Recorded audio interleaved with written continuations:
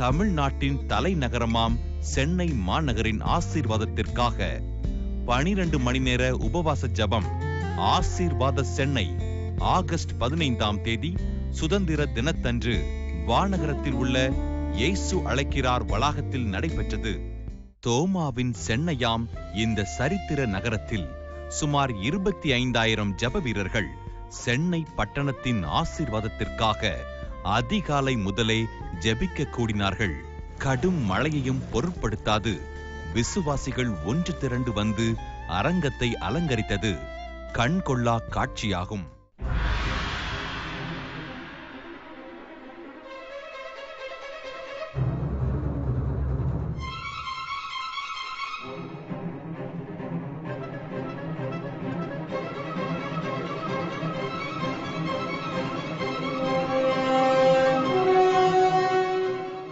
அழிகிறார்கள், ஆத்மாக்கள் அழிகிறது, நரகத்தை நோக்கி போகிறது, சிறு பிள்ளைகள் கடத்தப்படுகிறார்கள், 1.5 வயது சின்ன குழந்தை கற்பழிக்கப்பட்டு கொலை செய்யப்படுகிற கொடூரம் இந்த தமிழ்நாட்டிலே நடக்கிறது.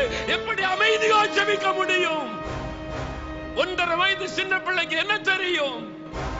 யார் இந்த பிள்ளைக்காக பரிதாபப்படுவது? கிறிஸ்தவர்களே, நீங்களும் நானும் தான் அதற்கு பொறுப்பு. நாம் ஜெபிக்கவில்லை, சுயநலவாதிகளாய் மாறி போனோம். கடைசியா உங்களை ஆசீர்வதித்து நான் ஜெபிக்க போகிறேன். ஆண்டவர் உங்களை ஆசீர்வதித்த மகிழ்ச்சியோடு இந்த இடத்தை விட்டு அனுப்ப போகிறார். இந்த வசனம் ஒன்று எழுதப்பட்டு இருக்கிறது பாருங்க. இயேசு சொல்லுகிறார், இந்த பட்டணத்தில் எனக்கு அநேக ஜனங்கள் உண்டு. சென்னை பட்டணத்தில் அநேக ஜனங்கள் இயேசுவுக்காக இருக்கிறாங்க. அல்லேலூயா. இப்ப கொஞ்சம் ஜனங்கள் தான் ரட்சிக்கப்பட்டு இருக்கிறாங்க, கொஞ்சம் ஜனங்கள் தான் சர்ச்சுக்கு வர்றாங்க. ஆனா கர்த்தர் சொல்லுகிறார், இந்த கொஞ்ச ஜனங்கள் எல்லாம் அநேக ஜனங்கள் எனக்கு உண்டு. அதான் கர்த்தர் இந்த பட்டணத்திற்கு கொடுக்கிற வாக்குத்தத்தம், ஒவ்வொரு சபைக்கும் கொடுக்கிற வாக்குத்தத்தம். உங்க பகுதியில எனக்கு அநேக ஜனங்கள் உண்டு. நீங்க அதை கண்டுபிடிக்கணும், அதுக்காக ஜெபிக்கணும், அவங்களுக்கு சுவிசேஷம் அறிவிக்கணும். அந்த அநேக ஜனங்கள் ரட்சிக்கப்படுவாங்க, சபைக்குள்ள வருவாங்க, சபைகள் வளர்ந்து பெருகும். அதனால இந்த பட்டணத்துல ஆண்டவருக்கு அநேக ஜனங்கள் உண்டு. அல்லேலூயா. பரிசுத்த மத்தேயு எழுதின சுவிசேஷம் 26ஆம் அதிகாரம் 36வது வசனத்தை நான் வாசிக்கிறேன். மத்தேயு 26:36. அப்பொழுது இயேசு அவர்களோட கெத்செமனே எண்ணப்பட்ட இடத்திற்கு வந்து சீசர்களை நோக்கி, நான் அங்கே போய் ஜெபம் பண்ணும் அளவும் நீங்கள் இங்கே உட்கார்ந்திருங்கள் என்று சொல்லி பேதுருவும் செபதேயுவின் குமாரர் இருவரையும் கூட்டிக் கொண்டு போய் துக்கமடையவும் வியாகுலப்படவும் தொடங்கினார். அதோடு கூட 40வது வசனத்தின் பின்பகுதி, நீங்கள் 1 மணி நேரமாவது என்னோட கூட விழித்திருக்க கூடாதா? ஆண்டவர் இயேசு எருசலேமுக்கு வரும் பொழுதெல்லாம் அவர் ஜெபிப்பதற்கென்று ஒரு இடத்தை அவர் தெரிந்து எடுத்து வைத்திருந்தார். இயேசுனுடைய ஜெப வாழ்க்கையை பாருங்க. மார்க் 1ஆம் அதிகாரம் 35ஆம் வசனம் சொல்லுகிறாரு, இயேசு அதிகாலையில் எழுந்து இருட்டோட எழுந்து வனாந்தரமான ஒரு இடத்திற்கு போய் ஜெபம் பண்ணினார். அதிகாலையில இருட்டோட எழுந்து ஜெபம் பண்ணினார். சூரிய வெளிச்சம் வருவதற்கு முன்பாக இருட்டோட எழுந்து அவர் அதிகாலையில் போய் பிதா சமூகத்தில் காத்திருந்து ஜெபித்தார். அதான் இயேசுவனுடைய பழக்கம். நாம் இயேசுவை பின்பற்ற வேண்டும், இயேசுவை போல வாழ ஒப்பு கொடுக்க வேண்டும், இயேசுவை போல ஜெபிக்க அர்ப்பணிக்க வேண்டும். நான் அந்த ஜெபத்தை தியானித்து பார்த்தேன். சமீபத்தில் நான் அதை தியானித்த போது ஆண்டவர் ஒரு காரியத்தை விளங்க பண்ணினார். அந்த கெத்செமனே தோட்டத்தில் அவர் ஜெபித்த விதங்கள் 10 காரியங்களை ஆவியானவர் எனக்கு காண்பித்தார். 10 காரியங்கள். முதலாவது, லூக்கா 22ஆம் அதிகாரம் 41ஆம் வசனம் சொல்லுகிறாரு, இயேசு கெத்செமனே தோட்டத்திலே முழங்கால் படியிட்டு ஜெபித்தார். முழங்கால் படியிட்டு. அங்கே கார்பெட் போடப்படல, மெத்தை விரிக்கப்படவில்லை, அவர் வெறும் மண் தரையில முழங்கால் படியிட்டு ஜெபித்தார். எனக்கு அன்பானவர்களே, நம்முடைய முழங்கால் தேய வேண்டும், நம்முடைய முழங்கால் காய்ப்பு பிடிக்க வேண்டும், நம்முடைய முழங்காலிலே நாம் ஜெபித்ததற்கான அடையாளம் தெரிய வேண்டும். உங்களுடைய முழங்காலை சோதிச்சு பாருங்க. முழங்கால் காய்ப்பு பிடித்திருக்கிறதா? முழங்காலிலே நின்ற அடையாளம் உடைய முழங்காலிலே காணப்படுகிறதா? நீங்கள் ஜெபித்ததற்கு ஒரு அடையாளம் உடைய முழங்காலிலே தெரிகிறதா? இல்லாவிட்டால் இயேசுவை போல கெத்செமனே தோட்டத்திலே முழங்கால் படியிட்டு ஜெபித்ததை போல முழங்காலிலே நின்று இந்த பட்டணத்திற்காக 1,20,00,000 ஆத்துமாக்கள் இந்த சென்னை பட்டணத்திற்காக தேவ சமூகத்திலே முழங்காலிலே நில்லுங்கள். இரண்டாவது, மத்தேயு 26:39 வாசிக்கும் போது அவர் முகங்குப்புற விழுந்து ஜெபித்தார். முழங்காலில் நின்று ஜெபித்த ஆண்டவர் முகங்குப்புற விழுந்து ஜெபித்தார் என்று வேதம் சொல்லுகிறது. சில படங்களை பார்க்கும் பொழுது கெத்செமனே தோட்டத்தில் இயேசு ஜெபிக்கிற ஜெபம், அவர் முகங்குப்புற விழுந்து ஜெபிக்கிற ஜெபத்தை ஒரு பாறையின் மேல இயேசு அப்படியே விழுந்து ஜெபிப்பதை போல படங்கள் போடப்பட்டிருப்பதை நான் பார்த்திருக்கிறேன், நீங்களும் பார்த்திருப்பீங்க. இயேசு ஒரு பாறை மேல முகங்குப்புற விழுந்து ஜெபித்ததை போல. முகங்குப்புற விழுவதென்றால் முகம் தரையிலே பட விழுந்து விழுவது. இயேசு அப்படி முகங்குப்புற விழுந்து ஜெபித்தார். மூன்றாவது ஒரு காரியம் மத்தேயு 14:35 சொல்லுகிறது, தரையிலே விழுந்து ஜெபித்தார். பாறையின் மீது படுத்துக் கொண்டு ஜெபிக்கவில்லை. வசனம் சொல்லுகிறது தரையிலே, மண் தரையிலே. யாரவர்? அந்த தோட்டத்தை எட்டி பாருங்கள். கெத்செமனே தோட்டம், இருள் நிறைந்த சமயம். அங்கே அன்றைக்கு மின்சாரம் கிடையாது, விளக்கு வெளிச்சம் கிடையாது. குளிர் நிறைந்த ஒரு சமயத்துல ஒரு மண் தரையில தேவாதி தேவன், ராஜாதி ராஜன், பரிசுத்தமுள்ள ஆண்டவர் ஒரு மண் தரையில முகங்குப்புற விழுந்து கிடந்து ஜெபம் பண்ணுகிறார். அப்படியானால் எந்த அளவிற்கு அவர் பாரத்தோடு ஜெபித்திருக்க வேண்டும். அவரை போல நம்மை ஜெபிக்கிறவர்களாய் மாற வேண்டும். இயேசுவை போல நான் ஜெபிக்க வேண்டுமே என்று நாம் மாற வேண்டும். அந்த மாதிரி தரையிலே முகங்குப்புற விழுந்து தேவ சமூகத்திலே ஜெபம் பண்ண வேண்டும். நான்காவதாக எபிரேயர் 5:7 சொல்லுகிறது, அவர் கண்ணீர் சிந்தி ஜெபம் பண்ணினார். கண்ணீரோடு ஜெபித்தார் என்று வேதம் சொல்லுகிறது. கண்களிலே கண்ணீர். முழு உலகத்திற்காக பாரம் கொண்டு ஜெபிக்கிறார். இந்த பட்டணத்திற்கு 1,20,00,000 ஆத்துமாக்கள், 78 லட்சம் வாலிபர்கள் கண் முன்னால நிறுத்தி பாருங்க. 20 லட்சம் சிறு பிள்ளைகள் சென்னை பட்டணத்தில் யோசித்து பாருங்க. கண் முன்னால நிறுத்தி பாருங்கள். வாலிபருடைய வாழ்க்கை எப்படி சீரழிந்து கொண்டு இருக்கிறது. சாத்தான் எப்படியெல்லாம் அவளை அடிமைப்படுத்தி அவளை மரணத்துக்கு நேராய் நடத்துகிறான். முகங்குப்புற விழுந்து கதற வேண்டும். உன்னுடைய உள்ளத்தில் ஒரு கர்ப்ப வேதனை உண்டாக வேண்டும். இயேசு அப்படித்தான் ஜெபித்தார் என்று வேதத்தில் பார்க்கிறோம். லூக்கா 22:44 சொல்லுகிறது, வேர்வை சிந்தி ஜெபம் பண்ணினார். அவர் கண்ணீர் சிந்தி ஜெபித்தார், வேர்வை சிந்தி ஜெபித்தார் என்று வேதம் சொல்லுகிறது. அது குளிர் நிறைந்த நாட்கள். ஏனென்றால் இயேசுவை கைது செய்து காய்பாவின் அரண்மனைக்கு கொண்டு போன போது அந்த குளிரின் நிமித்தமாய் போர் வீரர்கள் குளிர் காய்வதற்கு நெருப்பில் மத்தியிலே உட்கார்ந்திருந்தார்கள். பேதுரு அங்கே போய் குளிர்காய உட்கார்ந்தான் என்று வேதம் சொல்லுகிறது. அப்படினால் குளிரான நாட்கள். அந்த குளிரான நாட்கள்ல இயேசுடைய சரீரத்திலிருந்து வேர்வை வருகிறது. அப்படியானால் எவ்வளவு அவர் ஆத்மா பாரத்தோடு ஜெபித்திருக்க வேண்டும், எவ்வளவு ஸ்ட்ரெயின் பண்ணி அவர் ஜெபித்திருக்க வேண்டும். அதுதான் அவருடைய சரீரத்திலிருந்து வேர்வையை கொண்டு வருகிறது. அந்த மாதிரி ஒரு ஜெபத்தை இயேசு செய்தார். அந்த அளவிற்கு ஒரு ஆத்மா பாரம் அவருக்குள்ளே காணப்பட்டது. அது மாத்திரமல்ல, லூக்கா 22:44 மறுபடியும் சொல்லுகிறது, ரத்தம் சிந்தி ஜெபம் பண்ணினார். கண்ணீர் சிந்தி ஜெபித்தார், வேர்வை சிந்தி ஜெபித்தார், ரத்தம் சிந்தி ஜெபித்தார். அவருடைய சரீரத்துக்குள் இந்த ரத்தம் வெளிவருகிறது. இயேசு காயப்பட்டது பிலாத்துவின் அரண்மனையில் அல்ல, அதற்கு முன்பாக கெத்செமனே தோட்டத்திலேயே அவருடைய சரீரம் காயப்படுத்தப்பட்டு விட்டது. மனிதர்களால் அல்ல. அவர் பெருமூச்சு விட்டு ஆத்ம பாரத்தோடு ஜெபித்த பொழுது அவருடைய சரீரத்திற்குள்ளே ரத்த நாளங்கள் வெடித்து ரத்தம் வேர்வை துவாரத்தின் வழியாக வெளிவர ஆரம்பித்து விட்டது.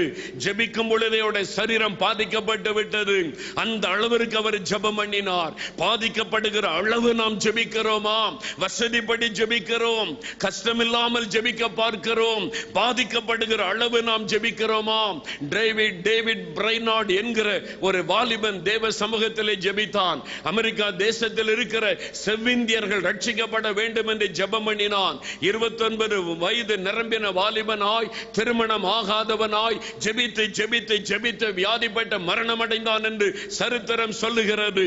அவன் குளிர் நிறைந்த நாட்களில் பனிக்கட்டிகள், பனி பெய்து கட்டிகளாக உறைந்து கிடக்கும் போது அந்த காட்டு பகுதிக்குள்ள போய் பனிக்கட்டியிலே முழங்கால் படியிட்டு ஜெபம் செய்வானாம். அந்த குளிரான சமயத்திலும் அவன் ஜெபிக்கிற ஜெபத்தின் மூலமாய் பனிக்கட்டிகள் உருகி ஓடுமாம். அந்த அளவிற்கு அவன் ஜெபம் பண்ணினான். அப்படி தியாகம் பண்ணி அவன் ஜெபம் பண்ணினான். வியாகுலத்தோடு பாரத்தோடு ஜெபம் பண்ணினான். வியாதிப்பட்டு ஜெபித்து அவன் மரண நிலைமைக்குள்ளானான். அவனை திருமணம் செய்து கொள்ள வேண்டிய பெண் அவனுடைய படுக்கையின் அருகிலே நிற்கும் பொழுது அவன் ஜெபித்து ஜெபித்து மரணம் அடைந்தான். அவனுடைய ஜெபம் அதன் பிறகு அமெரிக்காவில் ஒரு எழுப்புதலை கொண்டு வந்தது. அருமையான ஊழியர்களை எழும்ப பண்ணினது என்று சரித்திரம் சொல்லுகிறது.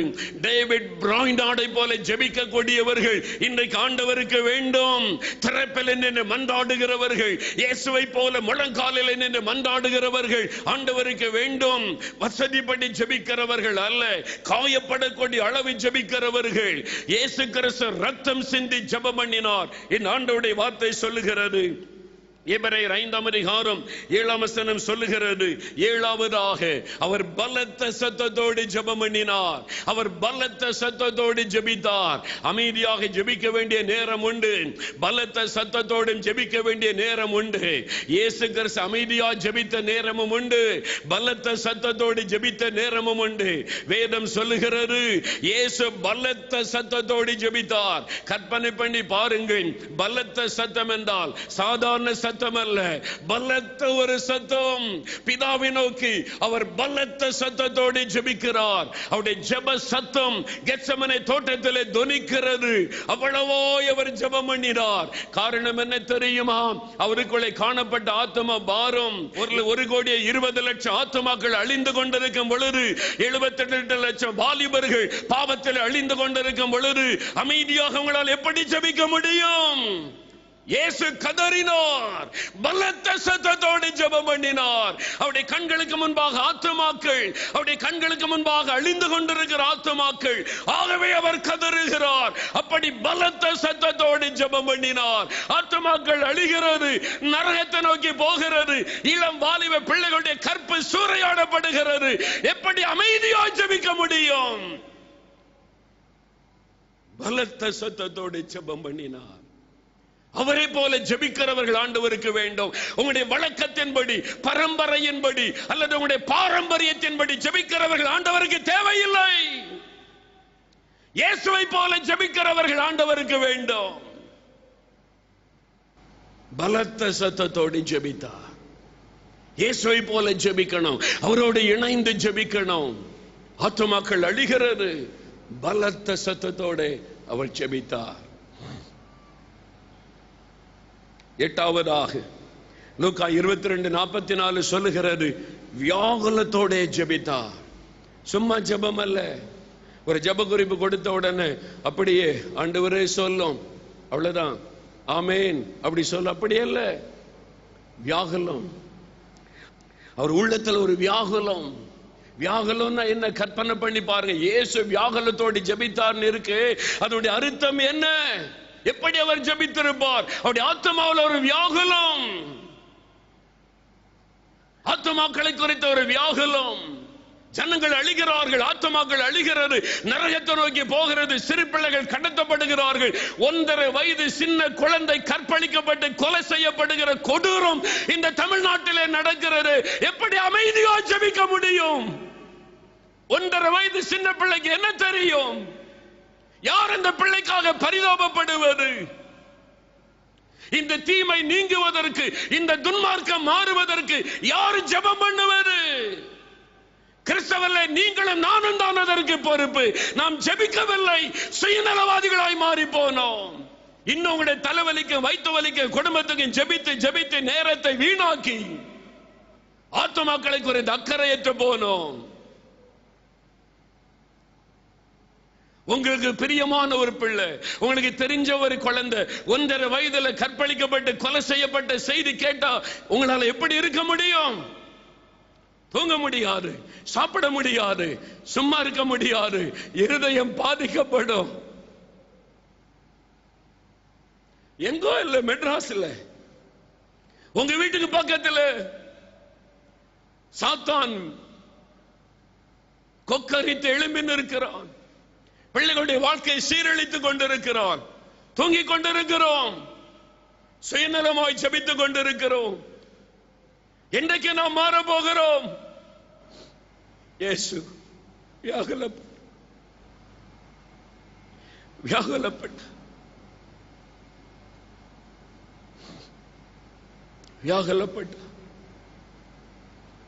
உள்ளத்துல வியாகுலம். அதே லூக்கா 22:44 அடுத்த வசனம் வார்த்தை சொல்லுகிறார், ஊக்கத்தோட ஜெபித்தா. ஊக்கத்தோட, சும்மா ஜெபம் இல்ல, ஊக்கத்தோட. அப்படின்னு அர்த்தம் என்ன? ஊக்கத்தோட ஜெபிக்கிறது அர்த்தம் என்ன? யோசித்து பாருங்க, தியானிங்க. சும்மா வாசிட்டு போற ஊக்கத்தோட ஜெபம்னா என்ன? எவ்வளவு பாரத்தோட அவர் ஜெபித்திருக்கணும். ஊக்கத்தோட, வியாகுலத்தோட, ஊக்கத்தோட ஜெபிக்கிறார். 78 லட்சம் ஆத்துமாக்கள், வாலிபர்கள், மதுபானத்துக்கு அடிமைப்பட்டவங்க, போதை வசுக்கு அடிமைப்பட்டவர்கள், கம்ப்யூட்டருக்கு அடிமைப்பட்டு அப்படியே சிலை போல வாழ்ந்து கொண்டிருக்கிறவர்கள், தற்கொலைக்கு நேராய் போகிறவர்கள். நம்முடைய உள்ளத்தில் ஒரு பாரம் வருதா, வியாகுலம் வருதா, உள்ளம் பாதிக்கப்பட்டு நாம் ஜெபிக்கிறோமா? ஊக்கத்தோட ஜெபித்தார். 10ஆவதாக தேவ சித்தத்துக்கு ஒப்பு கொடுத்து ஜெபித்தார். லூக்கா 22:42 உம்முடைய சித்தம், பிதாவின் சித்தத்துக்கு ஒப்பு கொடுத்து ஜெபித்தார்.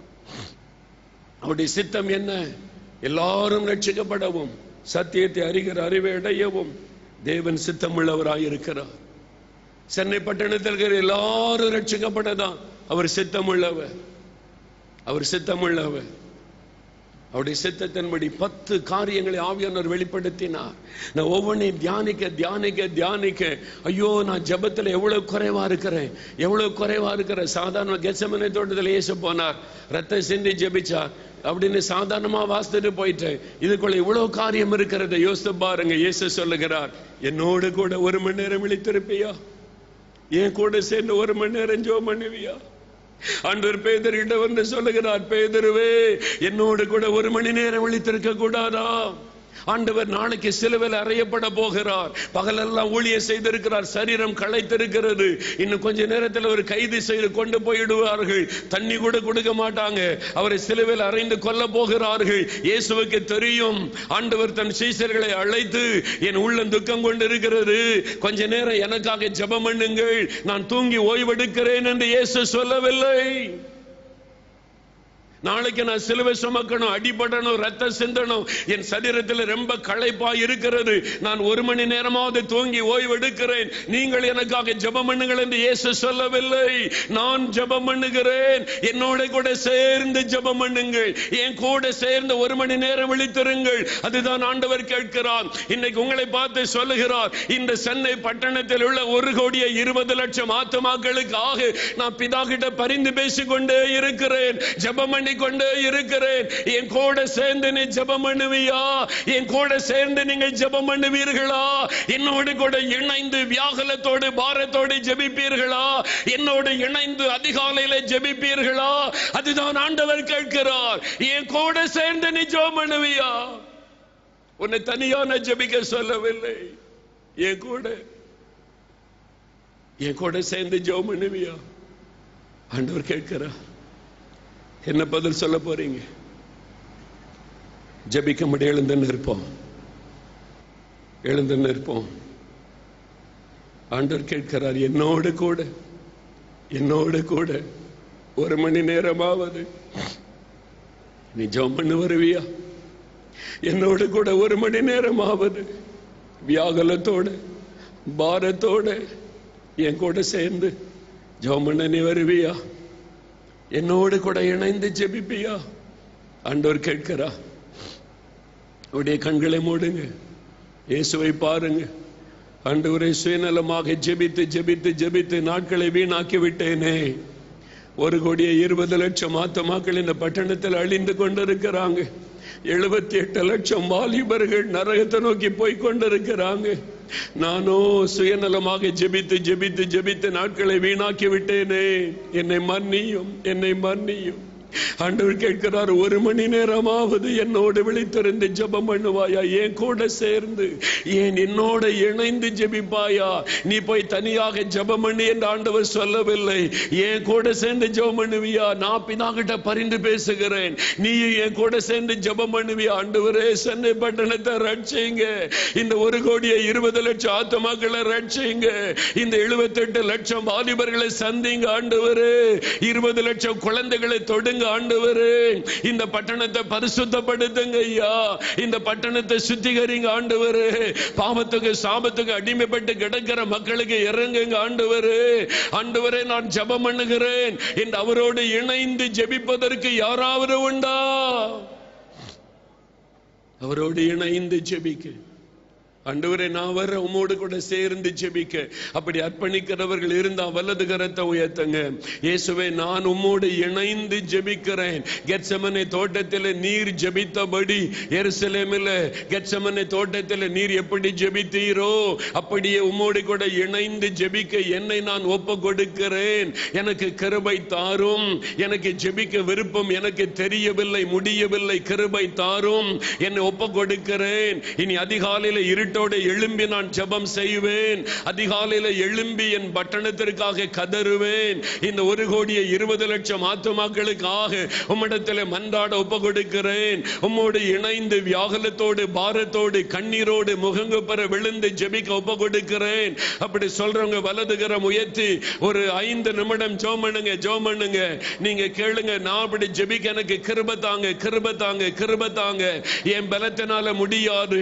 ஒப்பு கொடுக்கிற உங்கள் மேல ஆண்டவர் ஒரு மன்றாட்டின் ஆவியை ஊற்றுகிறார். மன்றாட்டின் ஆவியை ஊற்றுகிறார். ஒரு மன்றாட்டின் ஆவி ஆத்ம பாரத்தை ஊற்றுகிறார். ஒரு கர்ப்ப வேதனை ஆண்டவர் உண்டாக்குகிறார். ஒரு வியாகுலத்தை ஆண்டவர் உங்களுக்கு தருகிறார். ஒரு பாரத்தை ஆண்டவர் உங்களுக்குள்ளே உண்டாக்குகிறார். இப்பொழுது ஆண்டவரே, எல்லாருக்குள்ள மன்றாட்டின் ஆவியை நீர் ஊற்றுவீரானால் நலமாயிருக்குமே. எல்லாருக்குள்ள மன்றாட்டின் ஆவியை ஊற்றினால் நலமாயிருக்குமே.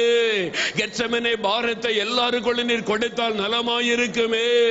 இரவும் பகலும் நான் கண்ணீர் விட்டு அழுதால் நலமாயிருக்குமே. ஆண்டவரே, என் கண்கள் கண்ணீரும் என் தலை தண்ணீருமானால் நலமாயிருக்குமே. என் ஜனத்திற்காக இரவும் பகலும் அழுது புலம்புவேனே. அந்த பாரம் எல்லாருக்குள்ளும் உண்டாவதாக. ஒவ்வொரு சகோதரனுக்குள்ளே சகோதரிக்குள்ளே உண்டாவதாக. அந்த கர்ப்ப வேதனை உண்டாவதாக. அந்த ஆத்ம பாரம் உண்டாவதாக. ஒவ்வொருவருக்குள்ளும் அந்த வேதனையும் ஆத்ம பாரமும் இப்பொழுது வியாகுலமும் உண்டாவதாக. ஆவியானவர் ஊற்றிக் கொட்டப்பட்டு கொண்டிருக்கிறார். மன்றாட்டின் ஆவி ஊற்றப்படுகிறார். மன்றாட்டின் ஆவி, மன்றாட்டின் ஆவி. இதுவரை ஜெபித்தபடி இனி நீங்க ஜெபிக்க போவது இல்லை. இனி கர்ப்ப வேதனையோடு ஜெபிக்க போறீங்க. அழுது புலம்பி ஜெபிக்க போறீங்க. பெருமூச்சோடு ஜெபிக்க போறீங்க. தரையில் முகங்குப்புற விழுந்து கிடந்து ஜெபிக்க போறீங்க. ஆத்துமாக்களுக்காக வியாகுலப்பட்டு கதறி ஜெபிக்க போறீங்க. அதற்காக மன்றாட்டின் ஆவி ஊற்றப்படுகிறது. எல்லாருக்குள்ளும் ஊற்றப்படுவதாக. தேவனே, உம்முடைய ஆவியை, மன்றாட்டின் ஆவியை எல்லாருக்குள்ளும் ஊற்றுவீராக, ஊற்றுவீராக. 12 மணி நேரம் இடைவிடாது நடைபெற்ற இந்த சிறப்பு உபவாச ஜபத்தில் கர்த்தர் வீற்றிருந்தார்.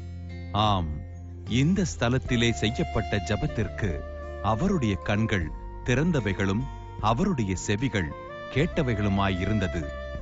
இதற்கு அவரது பிரசன்னமே சாட்சி. தேசத்தில் எழுப்புதல் தீ பரவட்டும். அல்லேலூயா. எப்பவுமே வந்துட்டு நம்ம செல்ஃபிஷ் பிரேயர் தான், நமக்காக நம்ம ஃபேமிலிக்காக ப்ரேயர் பண்ணுறோம். பட் இதான் நான் ஒரு ஃபர்ஸ்ட் டைம் வந்துட்டு இந்த மாதிரி நம்ம நாட்டுக்காக, நம்ம நாட்டில் இருக்க ஒரு காரியங்களுக்காக, நம்ம குறிப்பாக இன்னைக்கு வந்து சென்னையில் இருக்கவங்களுக்காக, குழந்தைங்களுக்காக, ஸோ இந்த மாதிரி ஒரு பாரம் வந்துட்டு வந்திருக்கு.